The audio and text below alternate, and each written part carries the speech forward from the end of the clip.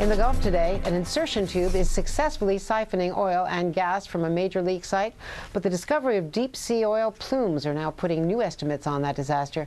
NBC's Mark Potter is live in Venice, Louisiana. Mark, what do we know about how much they're able to accomplish with this siphoning? Is this a stopgap measure, and what about these new plumes?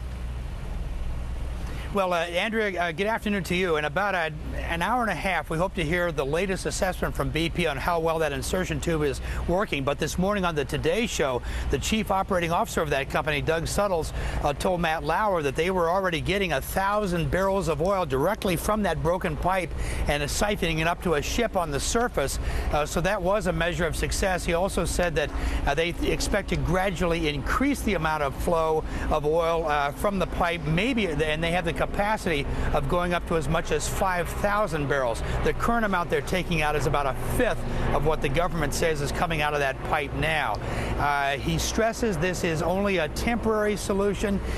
Oil is still coming out. This is by no means permanent. It's not sealing the well. So what they're going to do next, Andrea, in about a week to 10 days is try to cap that well completely using a procedure known as a top kill, where they actually under great pressure shove very heavy drilling mud down into that well to stop the flow of oil and natural gas, and then seal it with cement. If that doesn't work, they'll then try another thing called a junk shot, where they force particles, plastic, rubber, copper, even golf balls into the blowout preventer, which sits on top of that well to clog it up, and then they'll seal that with mud and cement. So a couple of procedures coming up soon to try to stop that flow completely, Andrea. Of course, there's a lot of frustration in Washington, reflecting the anger around the country and the fear around the country about what this is already doing.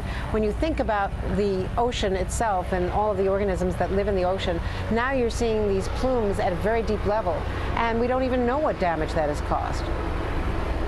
Exactly. Scientists are saying they need to know a lot more about what's going on, and that discovery of the plumes thousands of feet below the surface was most disturbing. You're talking about one plume 10 miles long, 3 miles wide, 300 feet deep, sort of like a big jellyfish floating around in the water out there.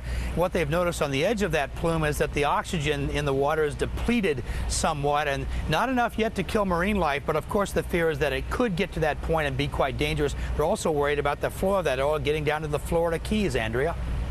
A lot to be concerned about. Mark Potter on the scene there in Venice, Louisiana. Mark, thank you very much.